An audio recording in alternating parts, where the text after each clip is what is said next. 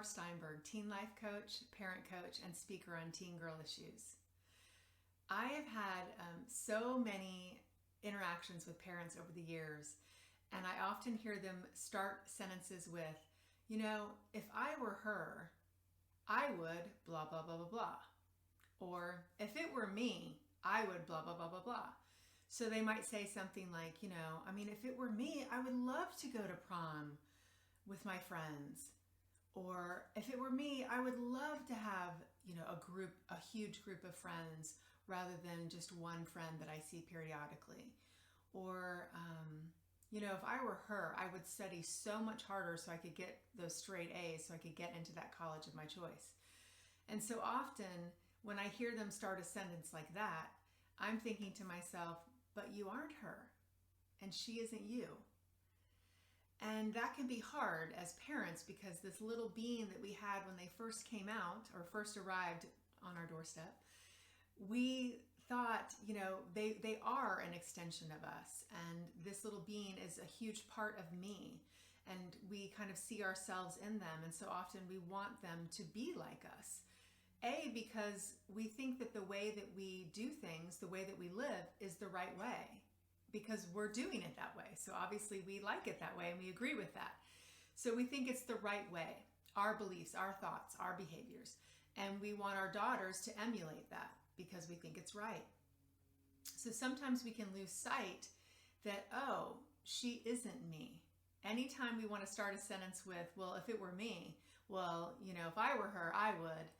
We need to remember, oh, wait a second, she isn't me and I'm not her. She's separate from me. She's different from me. She's supposed to be different than me. Everybody is, or we'd have a really boring planet.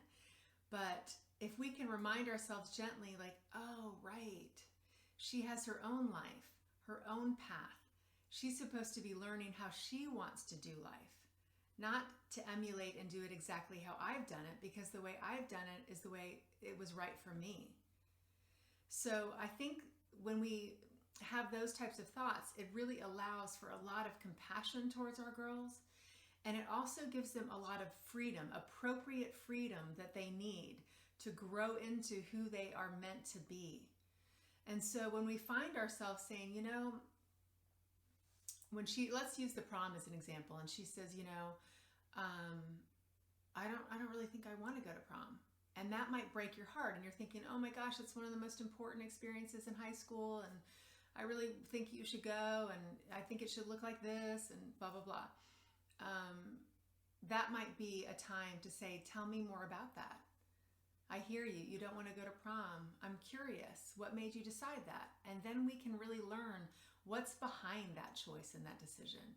And we can learn about her, and then we can support her in her decisions. And that doesn't mean that we zip it and we can't say, oh, to be honest with you, I really loved prom. That was one of the highlights of high school for me.